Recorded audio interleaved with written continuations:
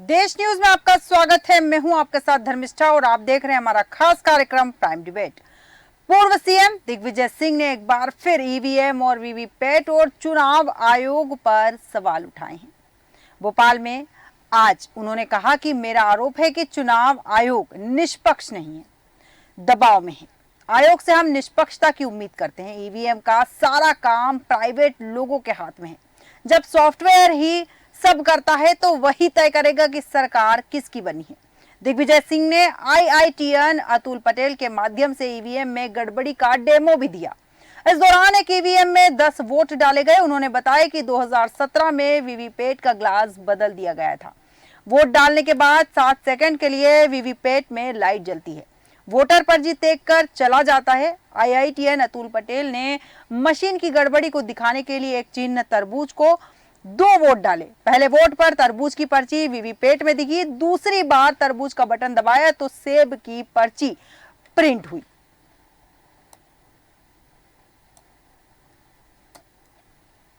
ये कोई उनके पास टेक्नोलॉजी की टीम नहीं है इलेक्शन कमीशन के पास। ये खुद इलेक्शन कमीशन स्वीकार कर रहा है और ये सारा का सारा है प्राइवेट लोगों के हाथ में है। अब प्राइवेट लोगों के हाथ में है तो देश के भी हो सकते हैं, विदेश के भी हो सकते हैं। सॉफ्टवेयर कौन डाल रहा है इसका भी कोई नाम नहीं, इसकी भी कोई जानकारी नहीं।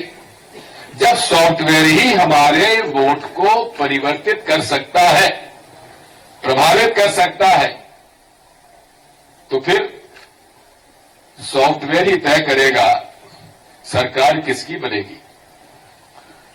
मतदाता नहीं तय करेगा, सॉफ्टवेयर तय करेगा कौन की सरकार बनेगी और सॉफ्टवेयर डालने वाला तय करेगा, सॉफ्टवेयर बनाने वाला तय करेगा कि सरकार किसकी बनेगी। और दिग्विजय सिंह जी से दूसरा मेरा सवाल है कि जब आपको लगता है कि ईवीएम में गड़बड़ी हो सकती है तो आपके अपने बेटे राधोगढ़ से जीते हैं तो क्या वो गड़बड़ी से जीते हैं? या आपकी कर्नाटक में सरकार बनी है तो तब वहां नहीं था, ईवीएम नहीं थी कर्नाटक में, काहे से वोट डाला? तो वहां की पूरी सरकार से क्या इस्तीफा दिलवाएंगे या कांग्रेस के अन्य जो नेता जीते हैं उनसे इस्तीफा दिलवाएंगे? और इसलिए मेरा माननीय दिग्विजय सिंह जी से आग्रह है कि आप आतंकवादियों का साथ दे रहे हो, वो समझ में आ रहा है। आप आतंकवादियों को भाई साहब और जी कह रहे हो, तक भी समझ में आ रहा है।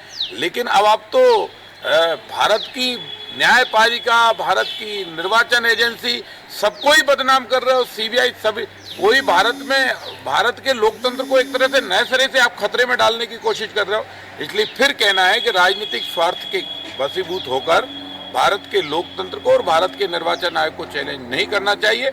और निर्वाचन आयोग से आग्रह है मेरा कि दिग्विजय सिंह जी के खिलाफ एफआईआर दर्ज करें।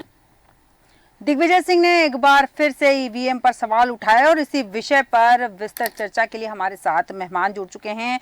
डॉक्टर परमिंदर कौर हमारे साथ जुड़ी है, उपाध्यक्ष महिला विंग आप से। फरहाना खान जी हमारे साथ जुड़ी है, कांग्रेस प्रवक्ता। शैलेंद्र मिश्रा शेरी जी हमारे साथ जुड़े हैं, राजनीतिक विश्लेषक। आप तीनों मेहमानों का देश न्यूज में बहुत बहुत स्वागत है। सबसे पहले फरहाना खान जी आपके पास आऊंगी। दिग्विजय सिंह ने एक बार फिर से ईवीएम पर निशाना साधा है, ईवीएम पर सवाल उठाए हैं। साफ कहा है कि सॉफ्टवेयर तय करता है कि सरकार किसकी बनेगी। क्या कुछ कहेंगे इस पर? देखिए, दिग्विजय सिंह जी ने जो सवाल उठाए हैं, ये सवाल जो ये सिर्फ कांग्रेस पार्टी के नहीं है, ये सवाल जो है ये आम जनता भी उठा रही है। और आप देख रहे होंगे कि भले ही मीडिया दिखाए या ना दिखाए, लेकिन ये बात सच है कि दिल्ली में भी सुप्रीम कोर्ट के जो वकील हैं वो कई दिनों से ईवीएम के खिलाफ धरने पर बैठे हुए हैं। उन्होंने सुप्रीम कोर्ट में पिटीशन भी लगाई है, यहाँ तक कि सुप्रीम कोर्ट के कुछ जजों ने भी उनका साथ दिया है।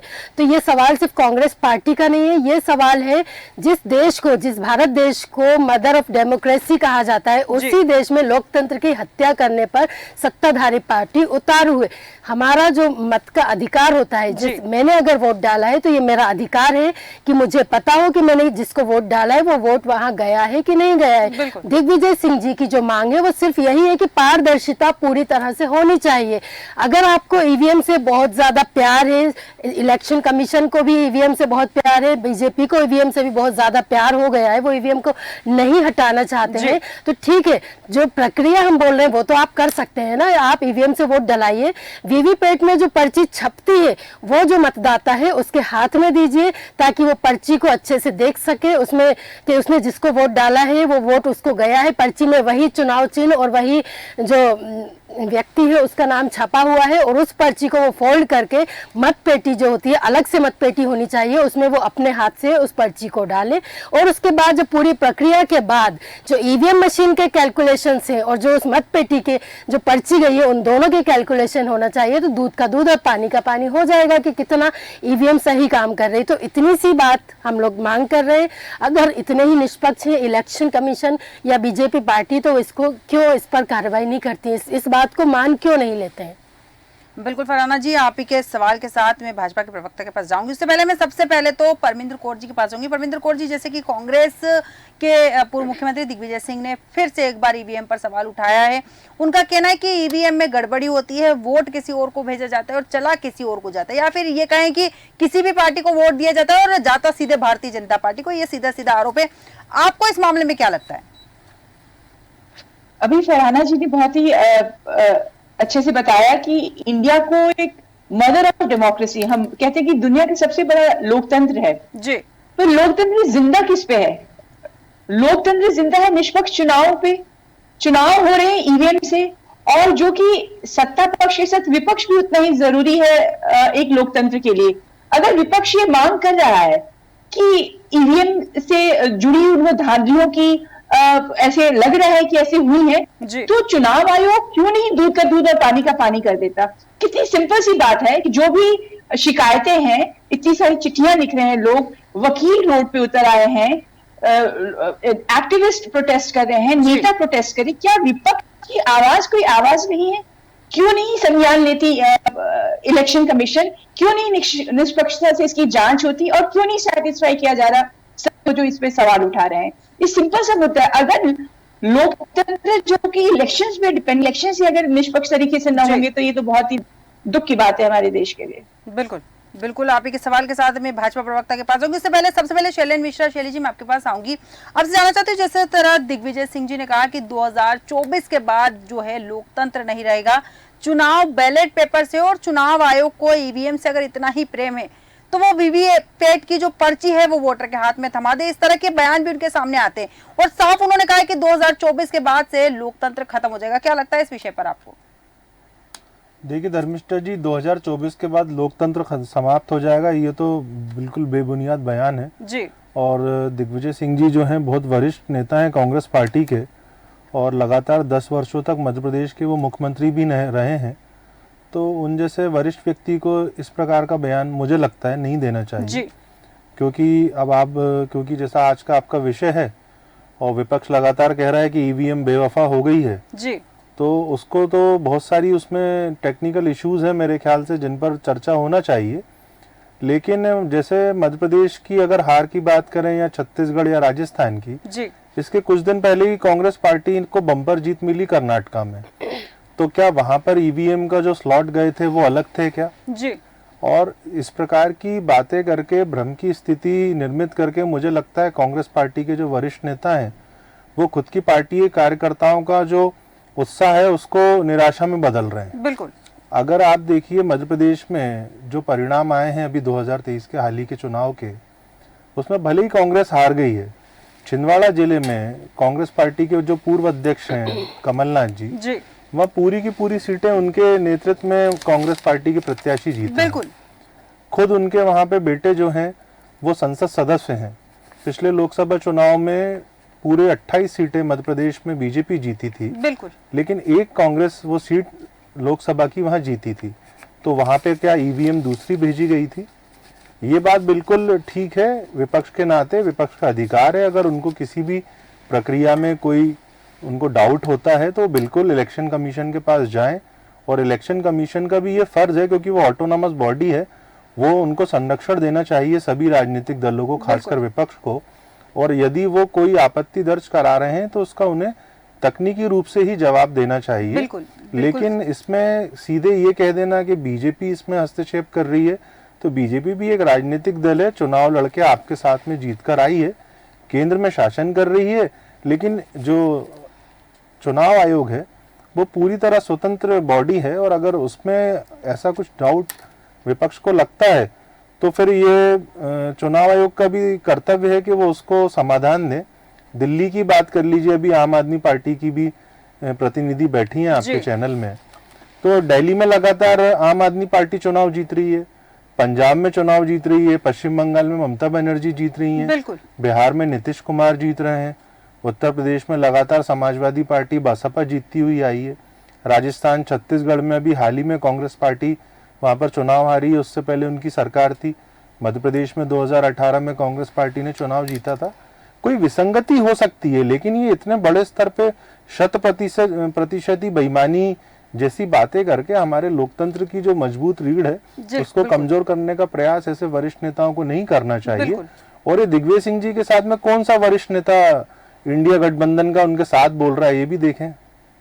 बिल्कुल सही बात बोली आपने कि दिग्विजय सिंह जी के साथ में इंडी गठबंधन का कौन सा बड़ा नेता मौजूद है, हालांकि वहां कोई मौजूद नहीं दिखा। और सबसे बड़ी बात जैसे कि आपने कही है कि विपक्ष लगातार सवाल उठा रहा है, ऐसे में चुनाव आयोग को भी निष्पक्ष तरीके से उनकी बातों का एक बार टेक्निकल रूप से जवाब दे देना चाहिए, ताकि इस तरह की समस्याएं लगातार बनती ना। इस वक्त हमारे साथ भाजपा के प्रवक्ता प्रेम व्यास जी जुड़ चुके। प्रेम व्यास जी, देश न्यूज में आपका बहुत बहुत स्वागत है।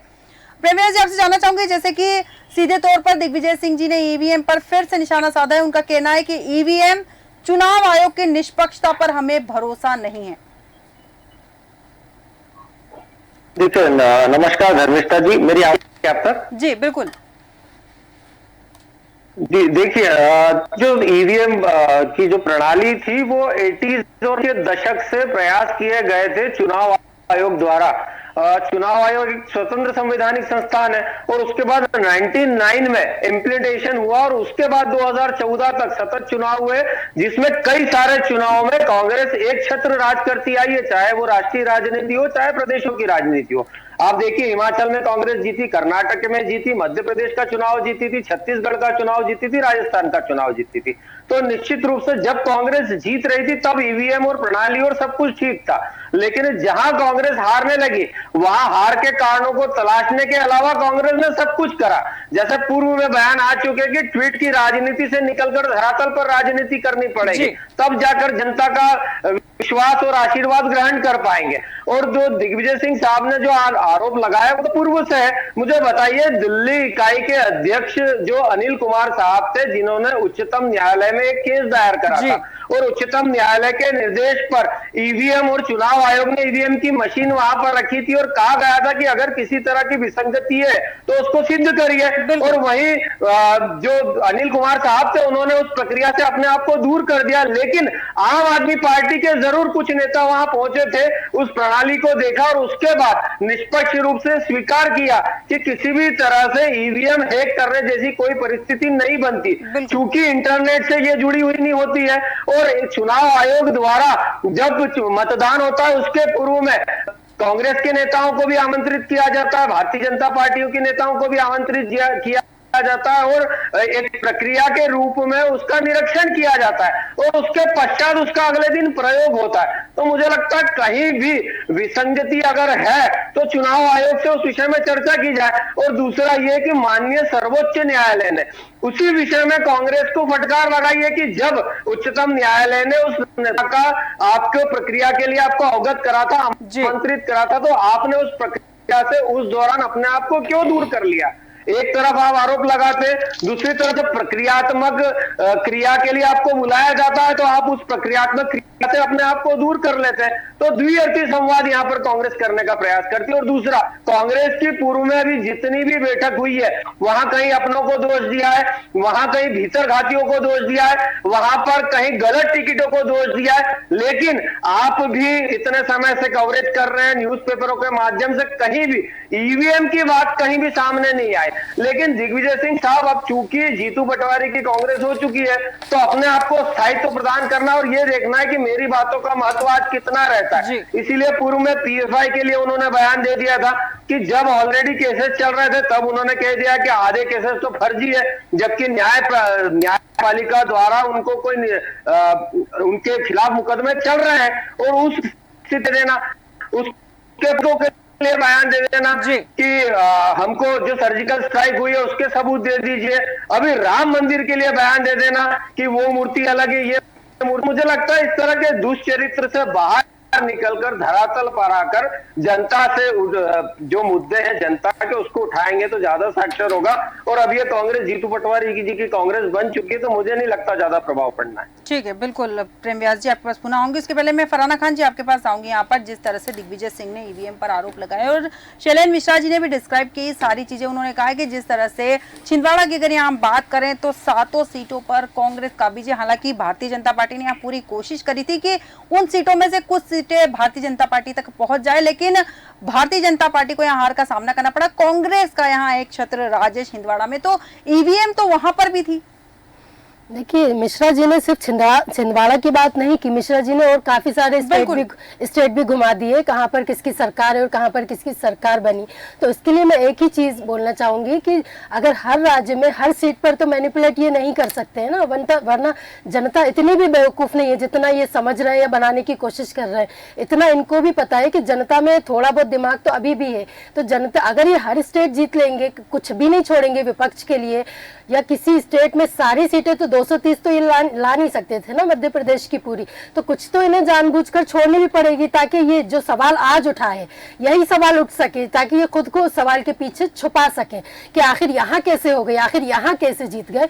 तो ये पूरी सोची समझी प्लानिंग के तहत है और इस बात को बिल्कुल ईवीएम पर हम पूरी तरह से विरोध करते हैं ईवीएम का, कि ईवीएम में गड़बड़ी है। इस बात के लिए कितने भी तर्क दे दे, जापान जैसी जगह जहां से ईवीएम की शुरुआत हुई, जिस देश ने ईवीएम को लॉन्च किया, उन्होंने ईवीएम का बहिष्कार कर दिया है, लेकिन हम भारत में बैठे हुए हम ईवीएम नहीं छोड़ना चाह रहे हैं हमें, क्योंकि ईवीएम का चस्का लग चुका है।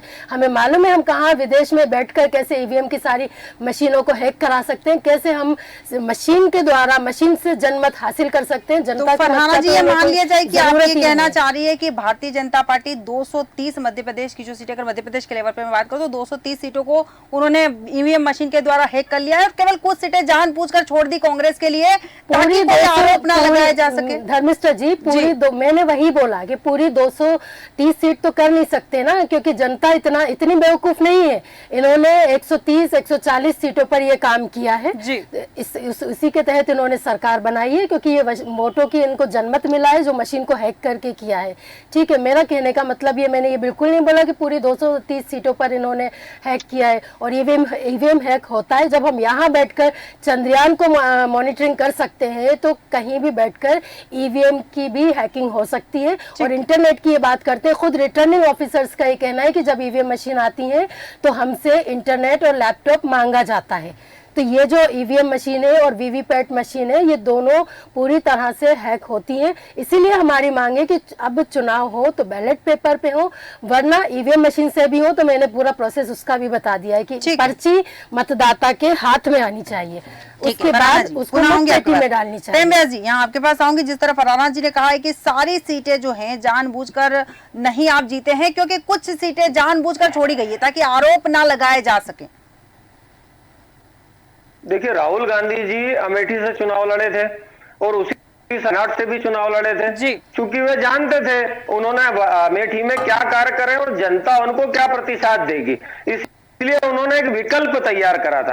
अब कांग्रेस ने जो धरातल 2018 में 15 महीने में तैयार करा था, उस धरातल को जनता देख चुकी थी। और ये जिस तरह से जनमत का विरोध कर रहे हैं, जिस तरह से जनता ने भारतीय जनता पार्टी को वोट दिया और इनको विपक्ष में बिठाने का कार्य करा है, तो मुझे लगता है ये जनता का भी अपमान है, जिस जनता ने अपने बहुमूल्य वोट जनता का अपमान करने का काम आप लोग करते हैं। जो जनमत की जो चोरी कर रहे हैं आप, जनता के वोटों की चोरी कर रहे हैं, वो अपमान आप कर रहे हैं जनता के साथ। जनता ने ये बात जनता खुद बोलती, जनता खड़ी है सड़कों पर, सिर्फ कांग्रेस पार्टी या सिर्फ विपक्षी पार्टियां नहीं खड़ी है, जनता भी बीजेपी के खिलाफ खड़ी है। जाइए, आप जाकर देखिए कि जनता आपके खिलाफ खड़ी है। कारण है कि आप 400 से 40 पे आ गए और मध्य प्रदेश में समाप्त हो गए। और ये आपके आडवाणी जी, आपके नरसिम्हा जी, आपके सुब्रमण्यम स्वामी जी, इन सबने ईवीएम का विरोध किया है।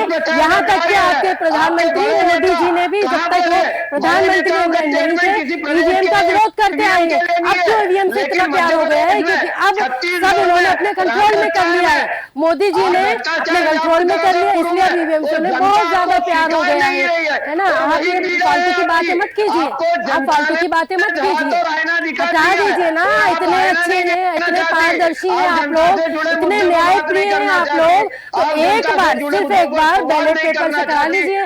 सिर्फ एक बार की मांग है हमारी, एक बार करा लीजिए। और मिश्रा जी ने एक बात और कही थी, कर्नाटक और सारे स्टेट की बात की थी। मैं तो कहती हूँ 1 साल के अंदर जिस स्टेट में चुनाव हुए वो भी फिर से करा लीजिए बैलेट पेपर से। आपको पता चल जाएगी कि देश में किस पार्टी की क्या सिचुएशन है। तो आप किस तरह से फेस करती?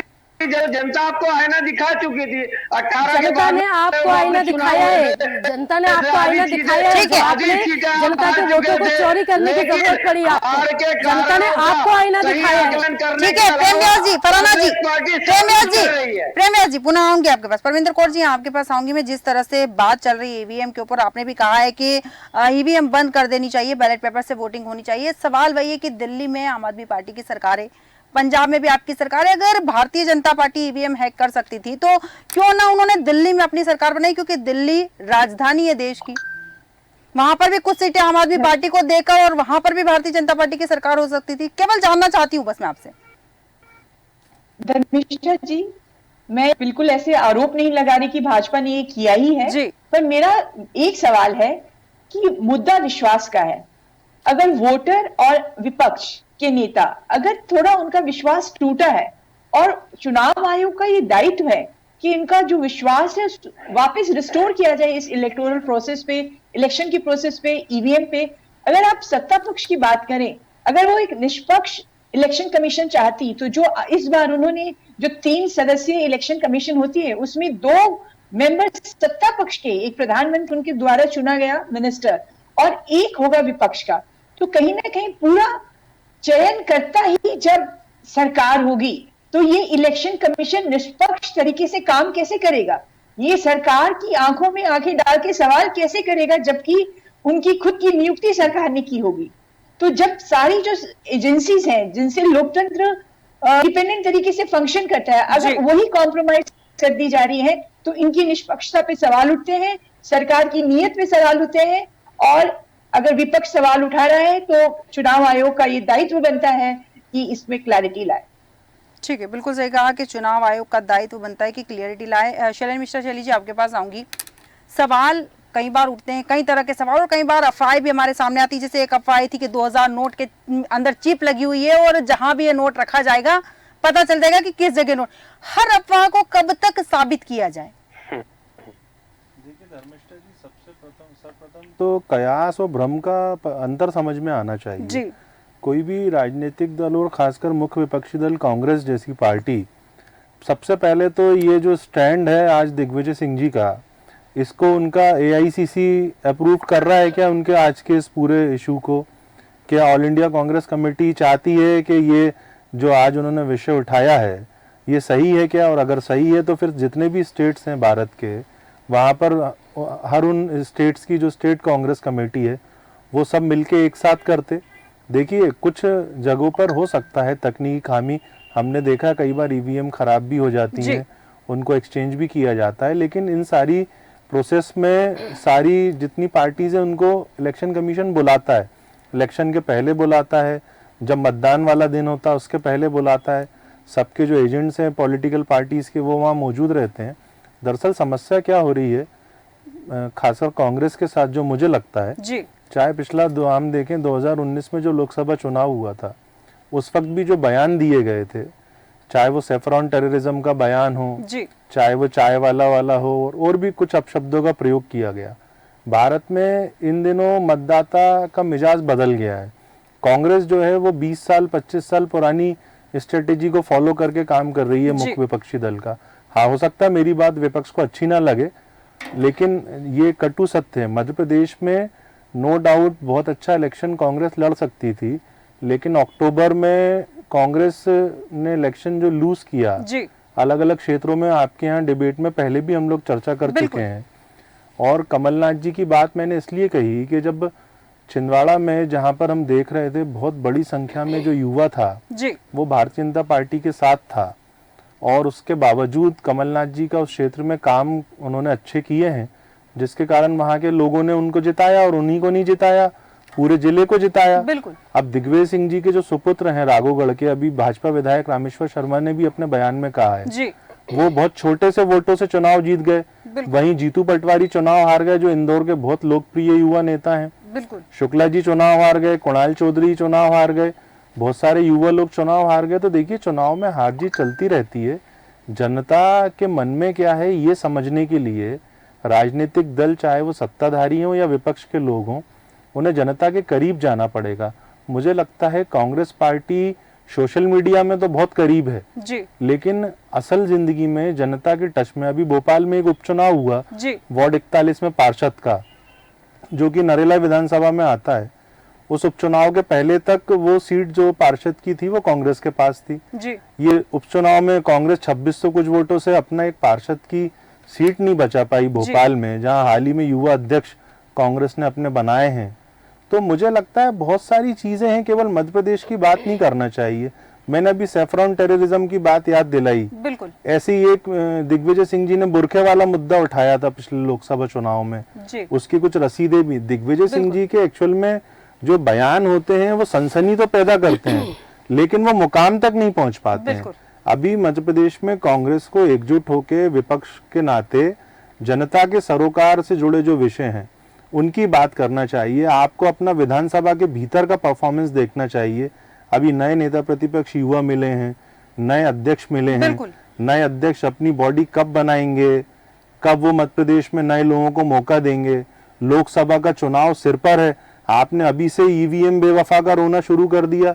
मैं कोई भारतीय जनता पार्टी का प्रवक्ता नहीं हूं, लेकिन एक पत्रकार के नाते, एक नागरिक के नाते मैंने भी अभी 2023 के चुनाव में अपने मत का प्रयोग किया था और मैंने खड़े होकर देखा था कि वीवीपैट में पर्ची किसकी निकल रही है, और मैं वहां 5-10 सेकंड खड़ा रहा। जो मैंने वोट दिया थी वो पर्ची, जो मैंने वोट दिया हाथ में आई थी वो पर्ची। देखिए माफ कीजिएगा, मैं आपको जवाब बाद में वही आपके हाथ में आई थी, यही मुद्दा मैंने देखा। मैंने डेमो में भी आज दिखा, आप आए थे, आज डेमो में आए थे आप, आज सुबह पूरे आज प्रेस कॉन्फ्रेंस की थी पत्रकारों को। फरहाना जी, मेरा आपसे आग्रह है, आप भारतीय जनता पार्टी के जो प्रवक्ता हैं उनको आप एक तरफा बात करेंगे तो मैं तो सवाल उठाऊंगी, मैं आप पर भी उठाऊंगी, मैं तो अपना करेंगे तो मैं उन पे भी उठाऊंगी, बीच में बात मैं बिल्कुल उठाऊंगी।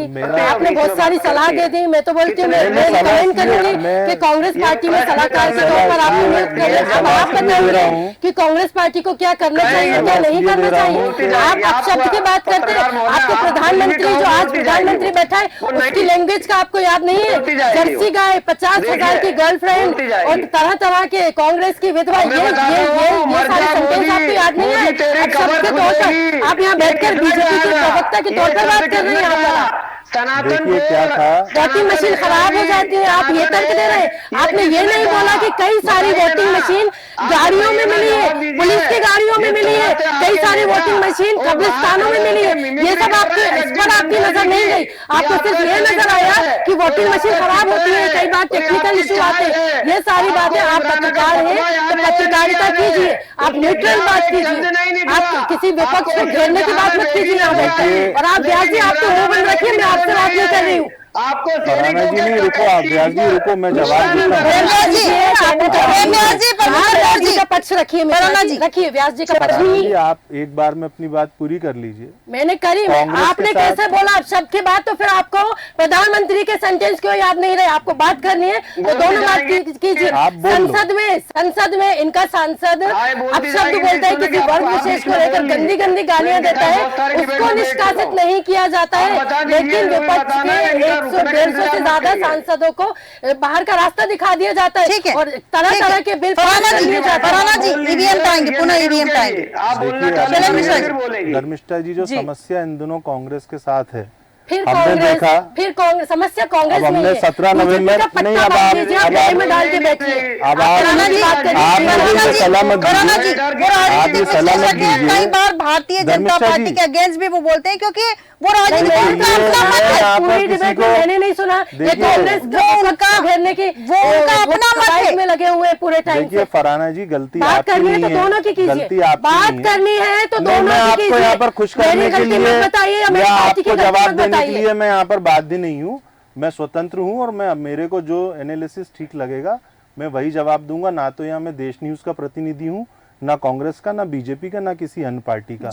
ठीक ऐसे ही नवंबर में डिबेट में आप ही की पार्टी के एक प्रवक्ता ने इसी तरीके से गलत तरीके से आरोप लगा के बहस की थी। जब आपके फेवर की बात की जाती है, भारतीय जनता पार्टी की कोई कमी उनको दिखाई जाती है तो वो लोग तो नाराज नहीं होते। अच्छा, है ना, आप ही लोग क्यों नाराज होते हैं?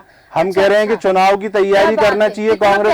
यही मीडिया है, कितना प्यार है बीजेपी पार्टी से और बीजेपी के प्रवक्ताओं से। क्या गुनगान है, आप पट्टा डालिए फिर बैठिए। नहीं, हमें जब वो आवश्यकता लगेगी हम वो भी कर लेंगे। आप तो अपनी पार्टी के भीतर उन लोगों को चिन्हित नहीं कर पाए जिन लोगों ने आपकी पूरी प्राइवेसी खत्म कर दी और आपको छोड़ के दूसरी पार्टी ज्वाइन कर ली। तो ये आप पत्रकारों को मत सिखाइए। यही मीडिया है, देखिए यही मीडिया है जो आप लोगों को दिखाती है। आज 100 नेता, हजारों कार्यकर्ता। फरहाना जी, आपकी पार्टी में कोई आपकी बात नहीं सुन रहा, लेकिन देश न्यूज के माध्यम से आप कम से कम बोल तो पा रहे हो। कांग्रेस पार्टी ज्वाइन की, मुझे तो बड़ा दुख है। मुझे तो बड़ा दुख है। ठीक है फरहाना जी, फरहाना आप इतनी बुद्धिजीवी हैं, आपको बातों को सुनना चाहिए। वो केवल अपने विचार रख रहे हैं, प्रतिक्रिया देना चाहिए। फरहाना जी, बातों को फरहाना जी, अरे तो इतनी बाढ़ आ रही है कांग्रेस की, तो पार्षद का उपचुनाव क्यों नहीं बचा पाए भोपाल में?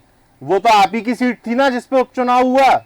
मैं वही तो कह रहा हूँ, आप 2600 वोटों से हार गए वार्ड 41 में। आपको जानकारी है? हाँ, जानकारी है, बिल्कुल है। क्यों हार गए? वो तो आप ही का वार्ड था ना, आप ही का पार्षद था ना वहाँ जब उपचुनाव हुआ।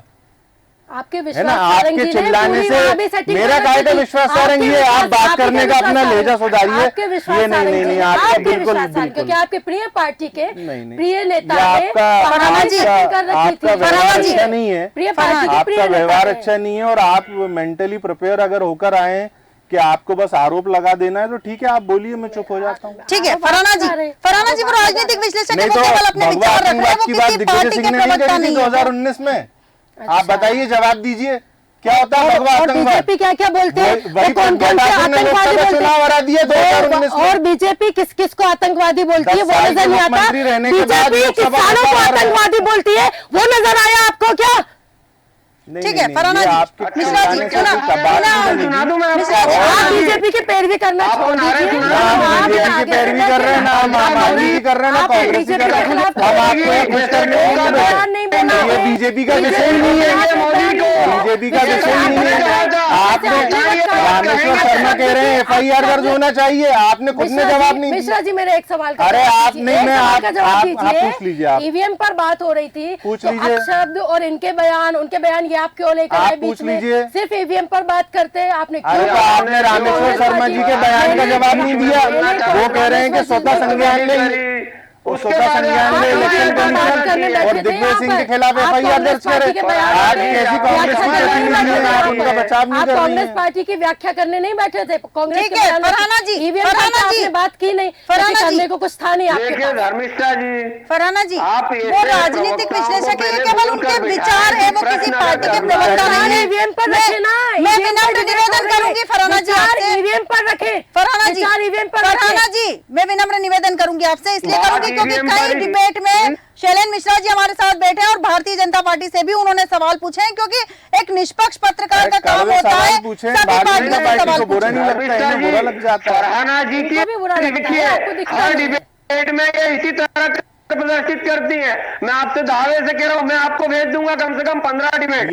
ये इसी तरह से पहले आपकी बात रखी है, फिर बोलना चालू करेंगे। 15 नहीं, आप 100 भेज दूंगा आपको कम से कम 15 डिबेट। आ जाते वापस जिस तरह से ये बोलना चालू करते हैं, पहले कांग्रेस अपना पक्ष रखती है, लेकिन भारतीय जनता पार्टी का पक्ष सुनने की जगह ये चिल्लाना चालू कर देते हैं। मैं आपको डिबेट भेज दूंगा और मैं दावा कर रहा हूँ हर डिबेट में ये इसी तरह का चरित्र अपनाते हैं। ठीक है, ठीक है, प्रेमव्यास जी, उससे इनको बाहर राजधानी भोपाल में धर्मिष्ठा जी कांग्रेस के 2 MLA जीते, आरिफ मसूद और आरिफ अकील के बेटे आतिफ अकील, है ना। तो वहां तो पब्लिक ने उनको जिता दिया,